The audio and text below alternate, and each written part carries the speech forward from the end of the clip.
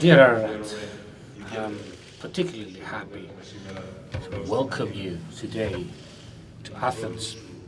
It is your first visit to Athens. It's the first time you visit our city. Consequently, for me, it is a great joy and a great opportunity to have you here. Historically, our two countries have had excellent relations, and our peoples have had relations that go way back in time. They have very strong bonds, the very strong Armenian community in Greece with thousands of Greek citizens. And may I just say that many of my friends are members of the Greek Armenian community, and there is a Greek community in Armenia as well. And I'd like to underline that Greece has stood by the side of Armenia in difficult times. And this is always the case. I visited Yerevan in October 2020 when the hostilities at the Nagorno-Karabakh region were underway, and the reason for my visit then was to express my solidarity to the Armenian side. Solidarity that was not something that was just words. Responding to the request of Armenian organization in our country and under the coordination of the Ministry of Foreign Affairs, 2 missions of humanitarian aid were sent to Armenia. Since then, the geopolitical environment has changed drastically, but our position has not changed concerning Nagorno-Karabakh. Our position is steadfast. We support the achievement of a peaceful, mutually accepted solution in the framework of international law, which is always the beacon of our foreign policy. Dialogue must continue, and unilateral actions that would once again endanger peace and stability must be avoided.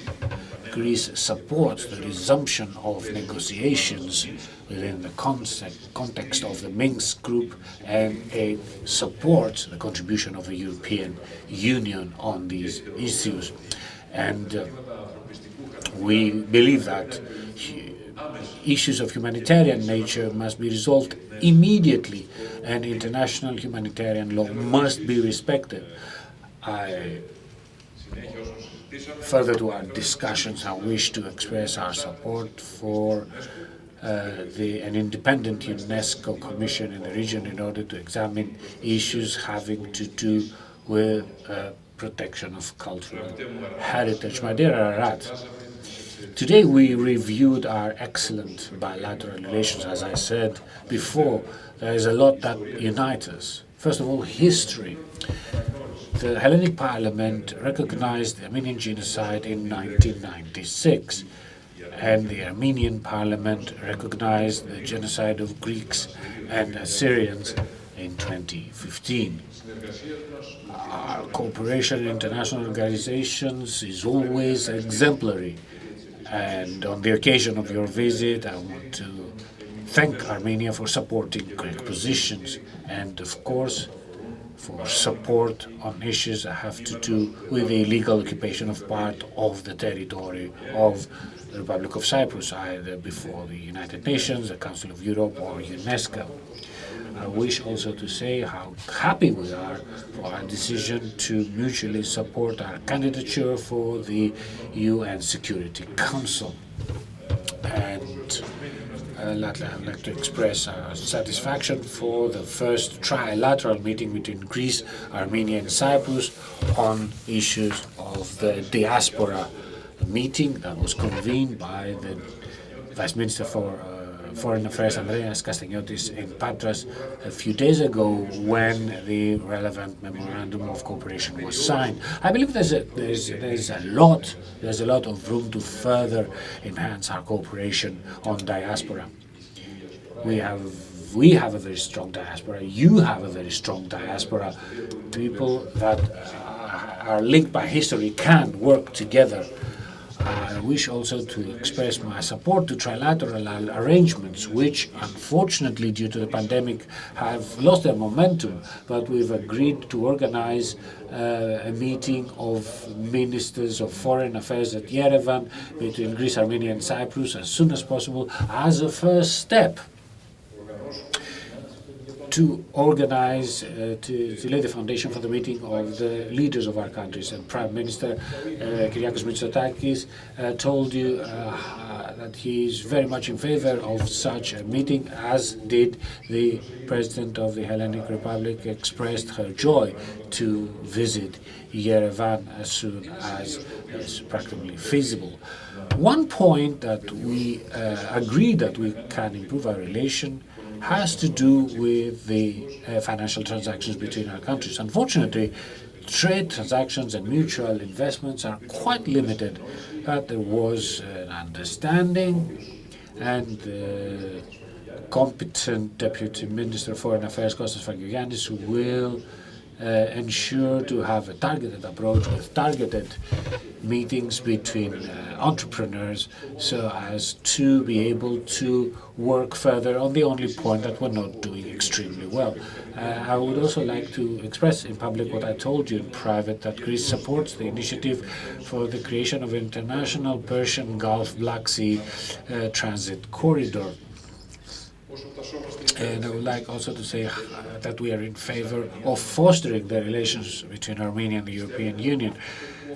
We believe what the map shows, that Armenia can be a bridge between the European Union, and the greater Caucasus region and below and beyond. And so I'm very happy that we just signed a memorandum of cooperation on issues of European Union. Of course, we also discuss, and we will continue to discuss during our lunch, the developments in the region, the issues created by the invasion of Ukraine that affect security in the Black Sea as well. And also I will brief you in detail regarding the Turkish illegal actions, both in terms of rhetoric and also actual action, and the general revisionist behavior that tries to destabilize broader regions, the Aegean, the Balkans, the Middle East, and of course Caucasus. Dear Ararat, very happy for your visit today here in Athens. We place a special importance on this first meeting here in Greece. The fact that you were received by the President of the Republic and the Prime Minister is indicative of the importance we place on this visit. But allow me to say that we believe that your visit this visit is the first visit, not the final stage of a process. We expecting your return. There's a lot to do. Thank you very much. Հարգելի պարոն նախարար, իմ բարեկամ և եղբայր Նիկոս, Տիկնա և պարոնայք, նախ ցանկանում եմ շնորհակալություն հայտնել իմ լավ գործընկերոջը Նիկոս Դենդիասին ջերմ հյուրընկալության համար։ Ինձ համար մեծագույն պատիվ է գտնվել Աթենքում, հատկապես երբ մենք նշում ենք Հայաստանի և Հունաստանի միջև դիվանագիտական հարաբերությունների 30-ամյակը։ Հայաստանի և Հունաստանի միջև դինամիկ զարգացող արդեն 30-ամյա միջպետական հարաբերությունները իհարկե առաջին հերթին հիմնված են մեր երկու ժողովուրդների միջև հազարամյա բարեկամության, փոխօգնության և դավանած ընդհանուր արժեքների վրա։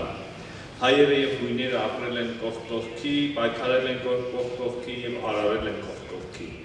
Պատմության ոլորաններով անցած մեր համատեղ ճանապարհը կերտել է հայ-հունական մի ամուր եղբայրություն, որը ոչ ոք և ոչինչ կասկածի տակ դնել չի կարող։ Օգտվելով առիթից ցանկանում եմ իմ հարգանքի հավաստիքը հղել Հունաստանում հայկական համայնքին և Հայաստանում հունական համայնքին և գնահատել նրանց նշանակալի ներդրումը մեր ժողովուրդների և պետությունների միջև հարաբերությունների շարունակական ամրապնդման գործում։ Այսօր գործընկերոջս հետ մանրամասն քննարկեցինք մեր երկրների միջև քաղաքական երկխոսության և բազմավոլորտ համագործակցության խորացման հեռանկարները և նախանշեցինք առևտրատնտեսական, պաշտպանական, մշակութային, գիտական և այլ ուղղություններով իրականացվելիք համատեղ աշխատանքները։ Հավատացած ենք, որ Հայաստանի և Հունաստանի միջև առկա է տնտեսական համագործակցության ամրապնդման հսկայական ներուժ։ Կարծում եմ, որ ընդարձակ երկկողմ իրավապայմանագրային հենքը և հայ-հունական միջկառավարական հանձնաժողովի աշխատանքները կնպաստեն այդ ներուժի լիարժեք օգտագործմանը։ Հարգելի գործընկերներ, հայ-հունական հարաբերությունները կզարգանում են ոչ միայն երկկողմ, այլև բազմակողմ կարևոր հարթակներում եւ այս առումով կցանկանայի 3 կարևոր թեմա արծարծել։ Առաջին հերթին մեր քննարկումների կենտրոնում էր նաեւ Հայաստան, Հունաստան, Կիպրոս եռակողմ ձևաչափի շրջանակներում համագործակցությունը, այս կարևոր նախաձեռնությունը տարածաշրջանում կայունության, անվտանգության եւ խաղաղության հաստատման արդյունավետ միջոց ենք համարում եւ լույահույս ենք, որ համատեղ ջանքերով կկարողանանք այն ծառայեցնել մեր 3 երկրների ու ժողովուրդների կենսական շահերի առաջ մղմանը։ Ինչպես նախարար Դենդիասը նշեց, ունենք շատ կարևոր եւ կոնկրետ պայմանավորվածություններ այս ձևաչափի առումով։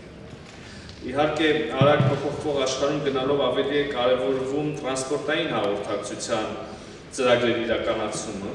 որոնք ժամանակակից տնտեսության արյունատար անոթներն են։ Այս առումով կարևորում ենք Պարսից ծոց, Սև ծով, միջազգային տրանսպորտային եւ տարանցիկ միջանցք ստեղծելու մասին բազմակողմ համաձայնագրի ստորագրումը։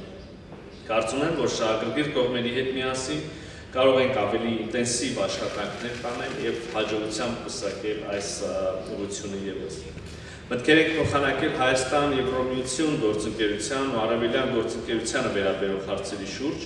Երկուստեք ընդգծել ենք, որ Հայաստան Եվրոմիություն համապարփակ եւ ընդլայնված գործընկերության համաձայնագրի իրականացման ճանապարհային քարտեզը մեծ հնարավորություններ են ձեռում նաեւ երկկողմ համագործակցության խորացման։ Տիկնա եւ պարոն, բնականաբար անդրադարձ ենք կատարել միջազգային եւ տարածաշրջանային անվտանգության եւ կայունության հարցերին եւ գործընկերոջս հանգամանալից ներկայացրել եմ Լեռնային Ղարաբաղի հակամարտության շուրջ ստեղծված իրավիճակը եւ Հայաստանի դիրքորոշումը տարածաշրջանային խաղաղության եւ կայունության հաստատման ուղղված գործընթացների, Հայաստանի եւ Ադրբեջանի միջև հարաբերությունների կարգավորման շուրջ բանակցությունների վերաբերյալ։ Անդրադարձել եմ տարածաշրջանային տնտեսական կապերի ու տրանսպորտային ենթակառուցվածքների ապաշրջափակման, սահմանազատման ու սահմանային անվտանգության հանձնաժողովների աշխատանքների, ինչպես նաև ընդհանուր խաղաղության համաձայնագրի գործընթացների։ Ընդգծել եմ ԵԱՀԿ Մինսկի խմբի համանախագահության առանցքային դերը Լեռնային Ղարաբաղի հակամարտության կարգավորման ուղղված խաղաղ գործընթացի առաջմղման գործում։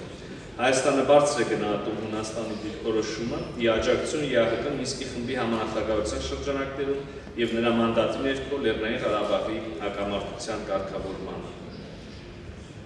Առիթն օգտագործելով ցանկանում շնորհակալություն հայտնել իմ լավ բարեկամ Նիկոս Դենդիասին, որը 44-օրյա պատերազմի օրերին այցելեց Երևան, արտահայտեց Հունաստանի եւ հույն ժողովրդի զորակցությունը մեզ այդ օրհասական եւ կարևոր ժամանակահատվածում։ Ռազմավարական գործընկերոջը հարիր այդ ժեստը մենք իսկապես երբեք չենք մոռանա։ Հարգելի գործընկերներ, ցավալիորեն պետք է փաստել, որ հրադադարից ավելի քան 1.5 տարի անց էլ Ադրբեջանը շարունակում է Հայաստանի ու Լեռնային Ղարաբաղի նկատմամբ սադրիչ գործողությունները, ռազմատենչ առավելապաշտական հռետորաբանությունը ցավոք ադրբեջանական ղեկավարության ամենօրյա խոսույթի անբաժանելի մասն է դարձել։ Խախտելով միջազգային հումանիտար իրավունքը եւ 2020 թվականի նոյեմբերի 9-ի եռակողմ հայտարարությամբ ստանձնած պարտավորությունները, Ադրբեջանը շարունակում է պատանդառության մեջ պահել հայ ռազմագերիների եւ քաղաքական անձանց, իսկ հարյուրավոր անհայտ կորածների, այդ թվում տասնյակ բռնի անհետացածների ճակատագիրը մնում է չբացահայտված։ Աշխարհի բոլոր քաղաքակիրթ երկրները, կրկնում եմ, բոլոր քաղաքակիրթ երկրները բոլոր հնարավոր առիթներ օգտագործելով պետք է նպաստեն, կոչ անեն ու պնդեն, որ Ադրբեջանը վերադարձնի մեր բոլոր գերիներին։ Հարգելի ներկաներ, հայ ժողովուրդ հազարամյակներ ընդգրկող պատմության ընթացքում հրաշագեղ եկեղեցիներ, հուշարձաններ, կոթողներ է ստեղծել, որոնք համայն մարդկության մշակութային ժառանգության անբաժանելի մասն են։ Այսօր ցավոք այդ ժառանգության մի մասը վերահաս ոչնչացման վտանգի տակ է։ Ադրբեջանական իշխանությունների քաղաքականության շնորհիվ, հայպետական, պաշտոնական քաղաքականության շնորհիվ ունենք սրբապղծված եկեղեցիներ, ջարդփշուր եղած հուշարձաններ, հայկականության հետքից մաքրված կոթողներ, Ադրբեջանի վերահսկողության տակ անցած տարածքներում։ Ի տարբերություն շատ այլ նմանատիպ անընդունելի դեպքերի մենք չենք կարող պնդել, որ աշխարհը լռում է, իսկապես աշխարհը խոսում է եւ շատ հստակ է արտահայտվում։ Եվ դրա վառ օրինակն է 2021 թվականի դեկտեմբերի ՄԱԿ-ի արդարադատության դատարանի հրատապ միջոցներ կիրառելու մասին որոշումը, որը պարտավորեցնում է Ադրբեջանին դադարեցնել այս քաղաքականությունը։ Մենք ակնկալում ենք միջազգային հանրության հստակ, հասցեական ու շարունակական արձագանքը այս վարքագծի վերաբերյալ, ընդգծում ենք Լեռնային Ղարաբաղում համապատասխան միջազգային կազմակերպությունների ներգրավվածության հրատապությունը, հատկապես ՅՈՒՆԵՍԿՕ-ի փաստահավաք առաքելության իրականացումը, որը կարևոր քայլ կլինի այս ժառանգության փրկության համար։ Եվ իհարկե ցանկանում եմ հերթական անգամ ընդգծել, որ խաղաղությունը մեր սկզբունքը, մեր քաղաքականությունն ու ռազմավարությունն է։ Մենք իսկապես ձգտում ենք կառուցել խաղաղ եւ ամոթան եւ կայուն հարավային Կովկաս, եւ հուսով ենք, որ մեր հարևանը կդադարեցնի առավելապաշտական նկրտումները եւ ավելի կառուցողական դիրքորոշում կցուցաբերի բոլոր հարցերում։ Հարգելի պարոն Դենդիասի, ևս մեկ անգամ շնորհակալ եմ ջերմ ընդունելության եւ բովանդակային քննարկման համար եւ ուրախ կլինեմ ձեզ հյուրընկալել Երևանում։